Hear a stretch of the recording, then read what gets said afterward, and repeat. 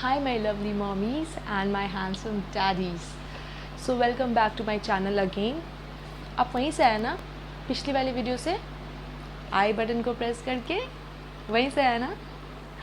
कोई बात नहीं, अगर आप डायरेक्टली भी आए हैं तो वेलकम टू माय चैनल, और आप अगर नए हैं मेरे चैनल पे तो प्लीज़ आप सब्सक्राइब कर लीजिए मेरे चैनल को.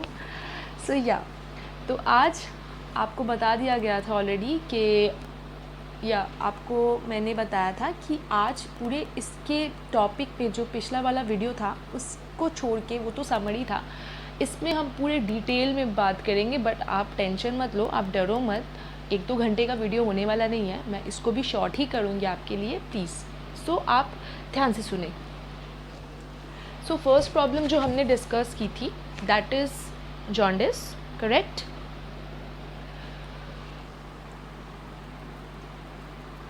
नहीं, मैं नहीं भूलती हूँ.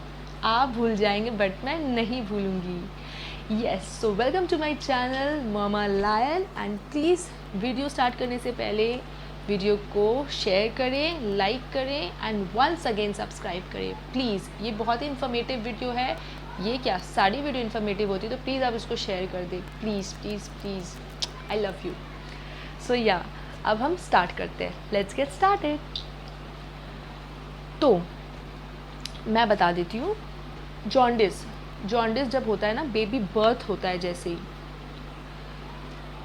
तो डॉक्टर्स आकर बोल देते हैं कि आपके बेबी को में भी जॉन्डिस हुआ है. वो पूरा एग्जैक्ट नहीं बोलते, मेरे साथ जो हुआ है I am just sharing it to you all, okay.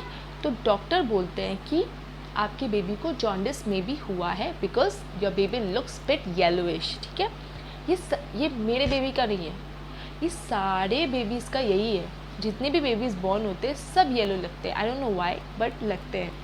तो वो पहली चीज़ बताते हैं कि आप बीटी करा लो, दैट इज़ ब्लड टेस्ट अपने बेबी का as fast as possible. The moment you reach your home आप ब्लड टेस्ट करवा लो, या नहीं भी करवा सकते हो आप. उसको एक और रेमेडी है, इनडायरेक्ट सनलाइट पे उसको रखो. इनडायरेक्ट सनलाइट मतलब विंडो से जो सनलाइट आ रही है, या फिर आप छत पे कोई शेड पे जाके खड़े हो गए, आप टेरेस पर चले गए या नीचे चले गए, आंगन चले गए, तो डायरेक्ट नहीं.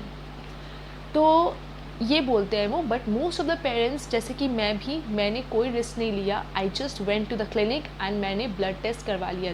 Even though I was feeling very bad, क्योंकि इतनी छोटी सी है, इतना उसका थिन स्किन है, मुझे इतना बुरा लग रहा था. ऐसे तो उसके बॉडी के अंदर कुछ नहीं है, ऊपर से जो थोड़ा बहुत भी है वो भी ब्लड निकाल दिया जाएगा. So I was literally crying. और Eva, my baby's name is Eva.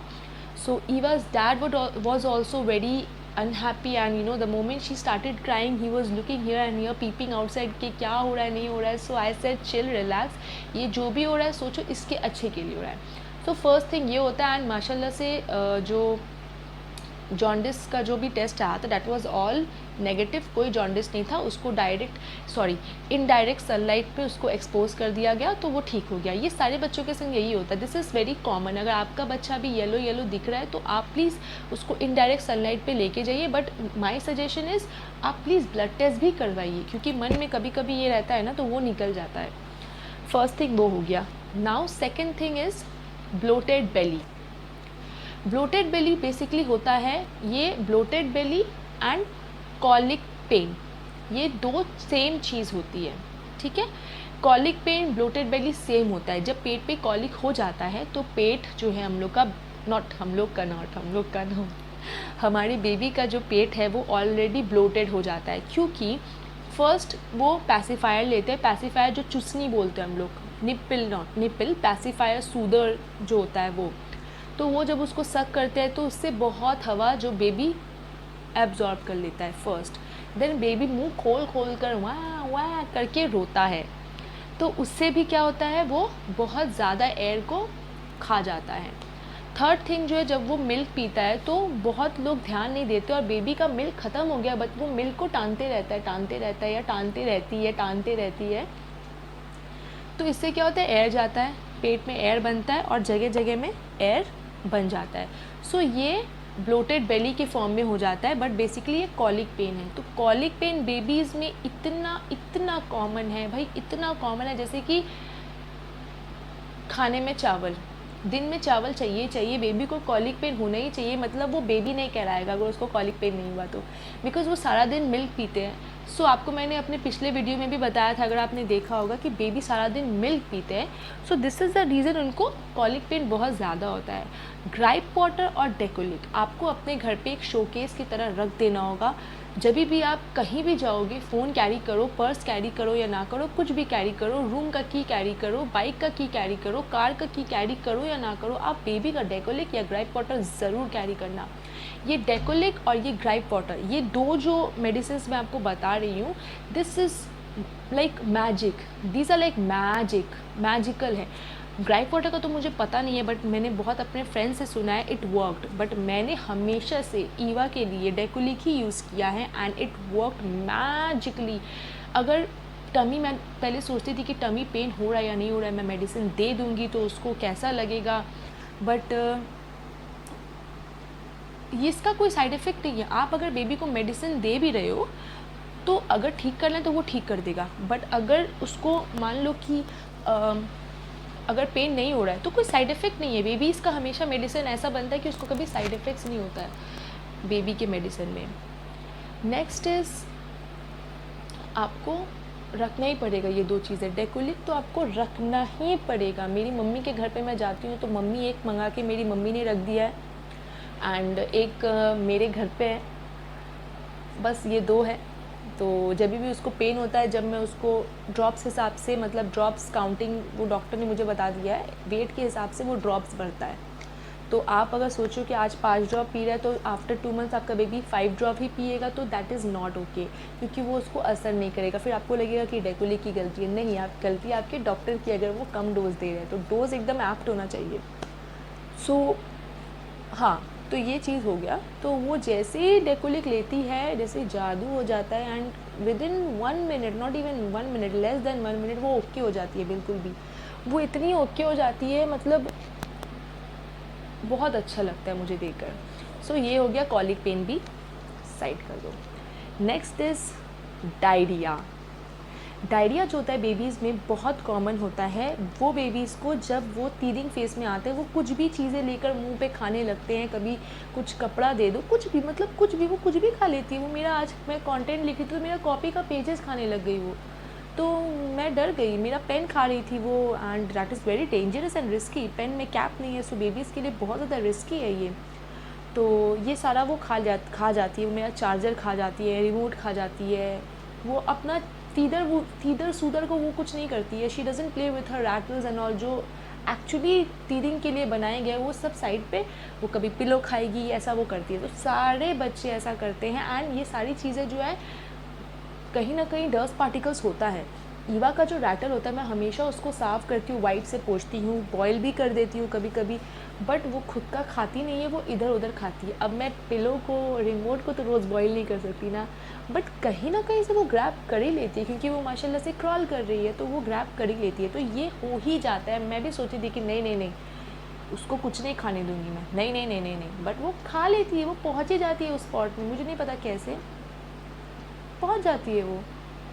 तो ये जो हो जाता है ना, गंदगी पेट में जाती है, तो ये डायरिया के फॉर्म में ये निकलने लगता है। ये गंदगी जो है डायरिया के फॉर्म में निकल रही है, तो आपको उसके लिए डॉक्टर से मेडिसिन लेना पड़ेगा, बट आपको खुद का भी दिमाग लगाना पड़ेगा। आपको पता है ये लिक्विडाइज फॉर्म में एकदम पानी की तरह उसका पॉटी हो रहा है, तो बदन का सारा वाटर चला जा रहा है।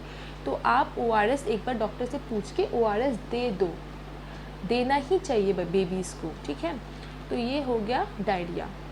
आप अगर कुछ उल्टा सीधा भी खिला देते हो ना बेबीज़ को, तो उनको उससे भी डायरिया हो जाएगा। उल्टा सीधा मतलब टाइम से पहले अगर आप चॉकलेट्स दे रहे हो कि हाँ अब तो वो मुंह उसका झूठा हो गया है, उसका राइस सेरेमनी हो गया, तो उसको पेट भर के उसको चॉकलेट देते, दैट इज़ एब्सोल्युटली रॉन्ग। बच्चा जब तक 1-1.5 साल का नहीं होता, फ्रूट फेजेड उसको चॉकलेट नहीं दे सकते हो, ठीक है। ये भी हो गया cover up side. Next is nappy rash. उफ, नैपी रैश तो मत बताइए आप। नैपी रैश इतना कॉमन है बेबीज़ में, ये आपको लगता होगा, बट हाँ है। जो बेबीज़ डायपर नहीं पहनते हैं, मैं उनकी बात नहीं कर रही हूँ। डायपर तो इट्स जस्ट इम्पॉसिबल कि हम छोटे बेबीज़ को विदाउट डायपर रखते हैं। बेडशीट गंदा हो जाता है, मैट्रेस गंदा हो जाता है, पूरा घर गंदा हो जाता है, मेस्टअप हो जाता है। तो आई डोंट थिंक कि कोई भी अपने बेबी को बिना डायपर के रखेगा। आई थिंक सभी डायपर पे रखेंगे। तो डायपर पे जब आप बेबी को रखते हो तो आपको पता है कि आफ्टर एवरी 4 आवर्स और एवरी 3.5 आवर्स आपको डायपर चेंज करना होता है, क्योंकि वो कोई सॉलिड नहीं खाता है या खाती है, और उसका वो जो डायपर है बहुत ज़्यादा भीग ही जाएगा, वो बहुत ज़्यादा वेट हो ही जाएगा क्योंकि वो मिल्क पीती है। सो डायपर आपको चेंज करना पड़ेगा। अगर आप डायपर नहीं चेंज कर रहे हो तो रैशेज़ हो जाएंगे। एंड वन मोर थिंग, आप जब भी बेबीज़ का डायपर चेंज कर रहे हो, आपको पता है डायपर रैश क्रीम आता है, दैट इज़ गुड, बट उससे भी ज़्यादा बेटर है आप कैंडिड पाउडर लगाओ। Candid powder is the best, क्योंकि मेरी बेबी को रैश हो गया था, उसके नॉट पीछे पार्ट में बट सामने प्राइवेट पार्ट में उसको रैश हो गया था। And we were in very much tension. हम लोगों ने एटलीस्ट 15 to 2000 का हम लोगों ने क्रीम लिया था डॉक्टर से, बहुत सारा क्रीम था, डैट इज़ सीटाफिल एंड बहुत सारा। सो हम लोगों ने वो क्रीम लिया था, हम लोगों ने उसको वो क्रीम लगाया था, उसका ठीक हो गया था, बट कम्प्लीटली ठीक नहीं हुआ था। उसके नेक में भी कुछ रैशेस थे, वो ठीक हो गया था क्योंकि उसमें हवा लग रहा था, ठीक है। बट हम लोगों ने क्रीम जो उसके प्राइवेट पार्ट में लगाया था वो ठीक नहीं हो रहा था, थोड़ा सा ठीक हुआ था, फिर से हो गया था क्योंकि हम फिर से उसको डायपर पहना दे रहे थे और ऑक्सीजन या हवा का कोई उसको मतलब सांस लेने को, वो प्राइवेट पार्ट को भी कोई सांस लेने का जगह नहीं मिल रहा था, इसलिए वो रैशेस फिर से हो गया उसको। तो हम लोगों ने क्या किया, हम लोगों ने खुद का दिमाग चलाया, हम लोगों ने कैंडी पाउडर उसको लगाया। आज तक जब भी मैं उसका डायपर चेंज करती हूँ, मैं उसको पहले वो एरिया को मैं वाइप से पूरा अच्छे से साफ़ कर लेती हूँ, फिर मैं उसमें कैंडीड पाउडर लगाती हूँ, it looks very fresh, and then मैं उसको डायपर पहनाती हूँ। एक दिन ऐसा हुआ था, कैंडीड पाउडर ख़त्म हो गया था मेरा एंड मैं मंगाना भूल गई थी, एंड मैंने एवी उसको ऐसे ही पहना दिया, जो नॉर्मल जो पाउडर होता है मैंने उससे ऐसे ही पहना दिया था।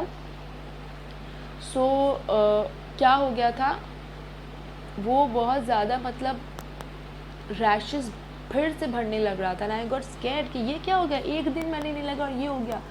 तो कैंडिड इज़ द बेस्ट। आप ये कोई स्पॉन्सर वीडियो नहीं है, मैं क्या स्पॉन्सर करूँगी अभी, तो आप कैंडिड लगाओ, बहुत ही अच्छा होता है आपकी बेबी के लिए, ट्रस्ट मी, आप एक बार लगा कर देखो।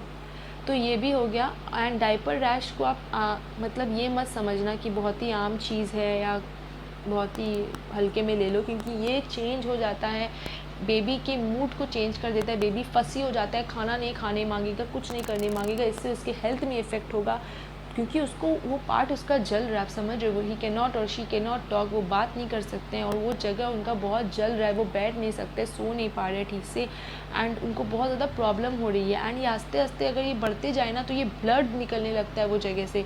सो दिस इज़ वेरी डेंजरस, आप प्लीज़ इसको लाइटली मत लेना, आप please diaper time to time change करवाना, ठीक है। ये भी साइड कर दो। Now next is ear infection, कान का जो इन्फेक्शन होता है।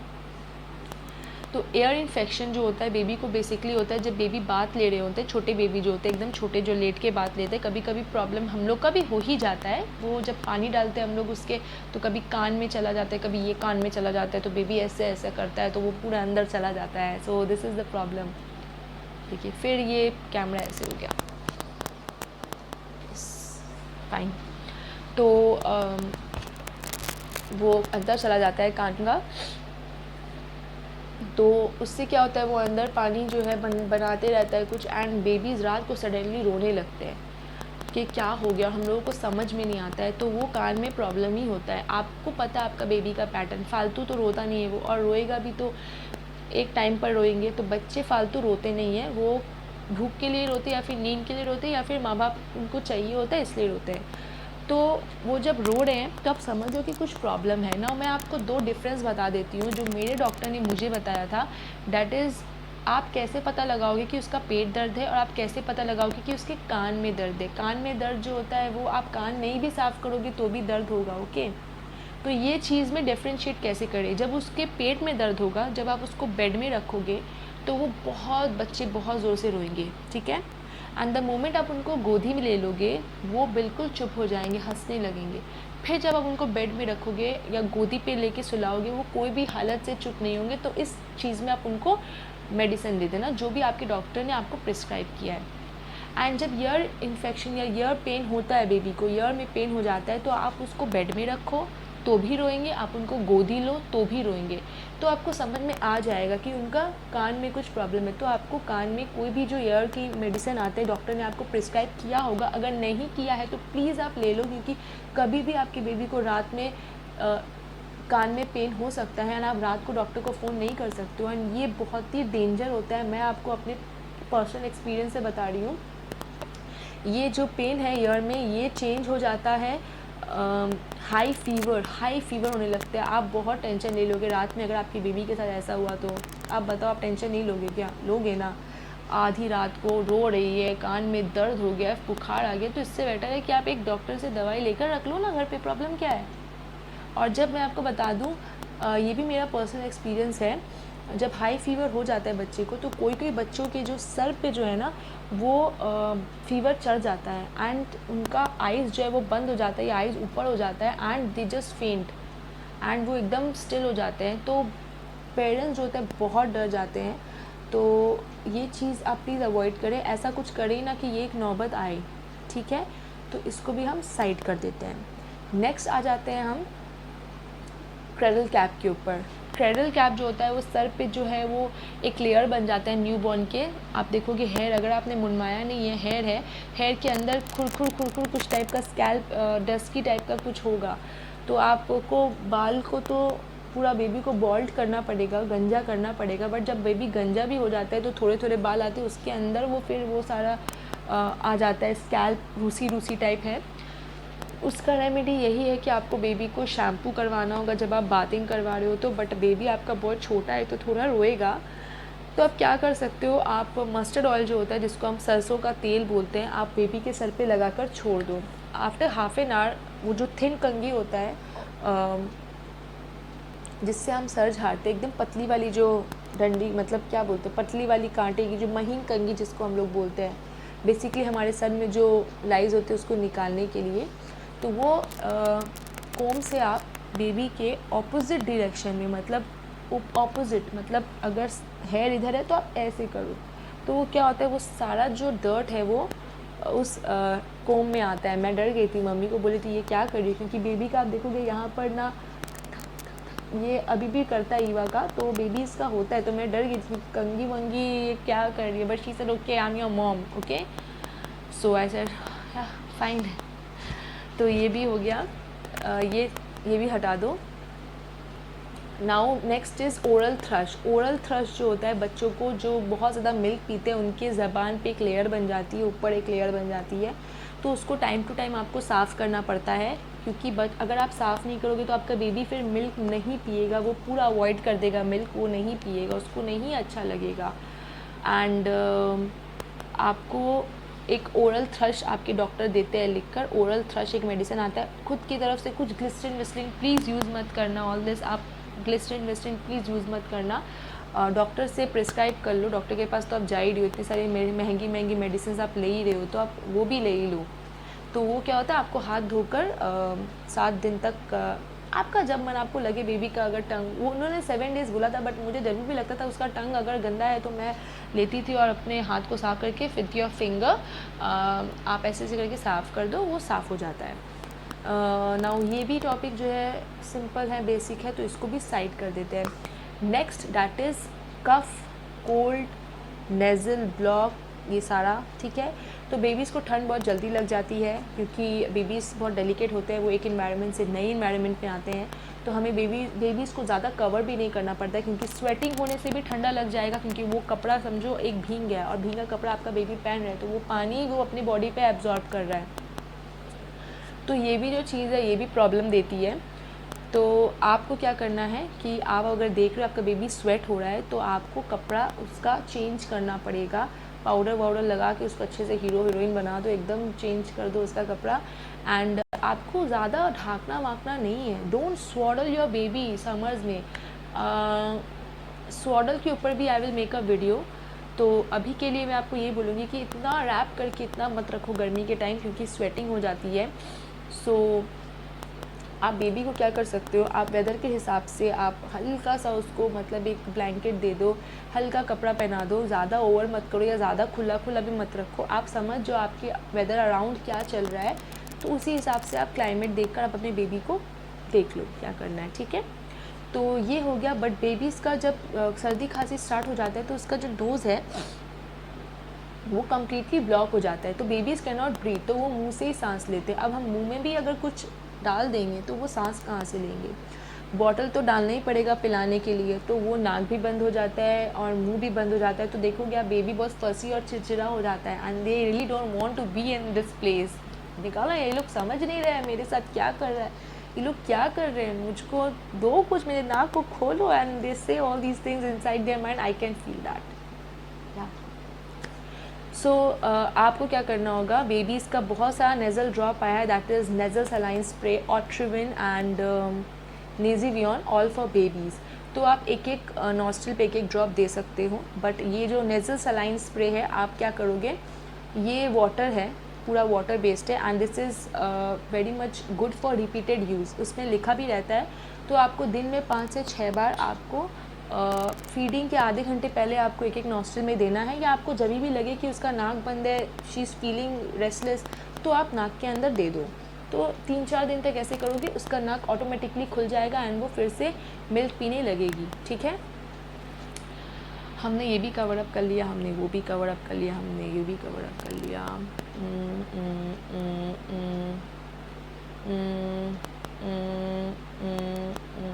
यस, वॉमिटिंग होता है बेबीज़ को बहुत ज़्यादा। आप देखोगे कि बेबीज़ का वॉमिटिंग जो है एक कर्ड टाइप में निकल रहा है, फटाफटा दूध जिसको बोलते हैं हम, अगर उस फॉर्म में निकल रहा है, वेल एंड गुड, ठीक है, सब बेबीज़ का निकलता है। लेकिन अगर देख रहे हो कि ग्रीनिश टाइप का अगर वॉमिटिंग निकल रहा है, तो that is a thing for you to concern about, कि ये नहीं होता है कोई बेबीज़ में। मैं नहीं चाहती हूँ कि किसी के बेबीज़ को ऐसा हो, बट अगर हो रहा है तो आप प्लीज़ डॉक्टर को इमीडिएटली फ़ोन करें। ये कुछ सीरियस ऐसा कुछ नहीं है, बट हो रहा है तो कुछ प्रॉब्लम हो सकता है, because it is not normal also. तो आप अपने डॉक्टर से प्लीज़ कंसल्ट करिए, बात करिए ऐसा क्यों हो रहा है। एंड प्लीज़ आप आफ्टर एवरी लाइक फीडिंग आप बेबी को बर्प दें। बर्प देना इज़ वेरी इंपॉर्टेंट, ऐसे लेकर आप बर्प दें, you know the process. So burp is very important. जब बेबी बर्प कर लेता है तो आप भी रिलैक्स हो जाते हैं कि ये जो खाना है चला गया है, क्योंकि न्यूबॉर्न बेबीज़ जो होते हैं वो बैठ नहीं सकते, क्रॉल नहीं कर सकते, वॉक नहीं कर सकते, वो जस्ट पीते और सो जाते हैं। तो वो जो मिल्क है ना, ऐसा ऐसा होने लगता है। तो आपको बर्प दिलाना पड़ेगा, तभी जाकर वो एक सेटल होगा। और थोड़ी देर तक उसको ऐसे आप लेकर रहो, क्योंकि आप पिलाकर डायरेक्ट सुला मत दो। ठीक है, तो ये आपको करना पड़ेगा। एंड बहुत लोग मैंने देखा है कि खिलाने के बाद ही उनको मसाज करना याद आ जाता है कि हाँ हमने फीड कर दिया, चलो मसाज करते हैं। दैट इज़ वेरी लाइक, आप नहीं कर सकते ऐसा। आप यहाँ चापोगे वहाँ चापोगे तो दूध फेंकेगा बच्चा। आप उसको टमी टाइम भी नहीं दे सकते, आपको टमी टाइम देना है। आई डोंट नो आपको कितनों को पता है कि टमी टाइम क्या होता है या नहीं होता है। I will make a video on that also, अगर आप बोलेंगे तो प्लीज़ आप टमी टाइम बेबी को मत दो। टमी टाइम बेसिकली होता है पेट पर बच्चे को ऐसे लिटाकर बेड में या फिर पिलो के ऊपर बेबीज़ ऐसे करके, it feels like they are crawling, थोड़ा वो मज़ा मिल जाता है और उनको भी थोड़ा प्रैक्टिस हो जाता है। बट वो खाने से पहले करो, खाने के बाद नहीं, क्योंकि जैसे आप करते हो, मैंने एक बार अपनी बेबी को किया था, ऐसे रखा था एंड पूरा बाहर आ गया था सब कुछ, जो गया वो भी बाहर आ गया। सो आप ऐसा प्लीज़ मत करो। एंड या आई थिंक मैंने बहुत कुछ बोल दिया, I have covered up a lot, मैंने बहुत कुछ कवर अप कर दिया है, या मैंने सब कुछ कवर अप कर दिया है। सो आई होप आपको मेरा सारा इन्फॉर्मेशन जो है वो बहुत ज़्यादा अच्छा लगा होगा, इन्फॉर्मेटिव लगा होगा। अब आप सब्सक्राइब करने जा रहे होगे, दूसरों को शेयर करने जा रहे होगे, लाइक करने जा रहे होगे। प्लीज़ प्लीज़ सब्सक्राइब करो प्लीज़, मैं कितना मेहनत करती हूँ आप लोगों के लिए, थोड़ा सा तो सब्सक्राइब कर दो। एंड या ऐसी बहुत सारी इन्फॉर्मेटिव वीडियोज़ आपको मिलती रहेंगी। So please keep watching and thank you. Bye. Keep roaring and be happy with your family. Bye.